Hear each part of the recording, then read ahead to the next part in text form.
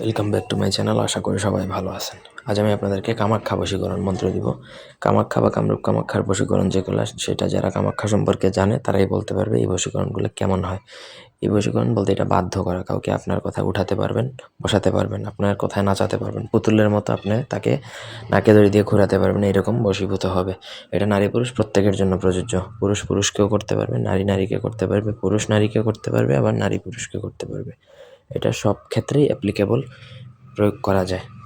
তো এটার জন্য আপনাকে সঠিকভাবে প্রয়োগ করতে পারেন যদি, তাহলে আপনার 100% কাজ হবে। ব্যক্তিগত যে কোনো প্রয়োজন বা যে কোনো কাজের জন্য স্ক্রিনে দেওয়া নাম্বারে সরাসরি ফোনে, হোয়াটসঅ্যাপে কিংবা ইমোতে যোগাযোগ করে যে কোনো কাজ করাতে পারবেন আমাদেরকে দিয়ে, দেশে কিংবা দেশের বাইরে থেকে।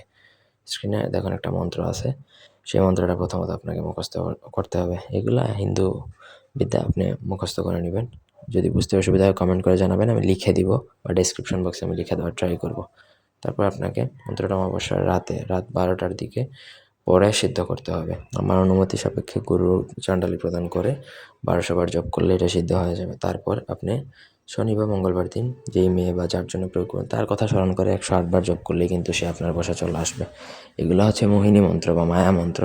আপনি দূর থেকে প্রয়োগ করবেন, আপনার কাজ হয়ে যাবে। এটার জন্য আপনার কারো কাছে যাওয়ার প্রয়োজন নেই বা কাউকে কোনো খাওয়ানো ধরানো ছোঁয়ানোর কিছুই প্রয়োজন নেই। জাস্ট আপনি মন্ত্র পড়বেন, ব্যাস আপনার কাজ হয়ে যাবে। তার জন্য আগে 1200 বার গুরুচণ্ডালী প্রদান করে জপে সিদ্ধ করবেন।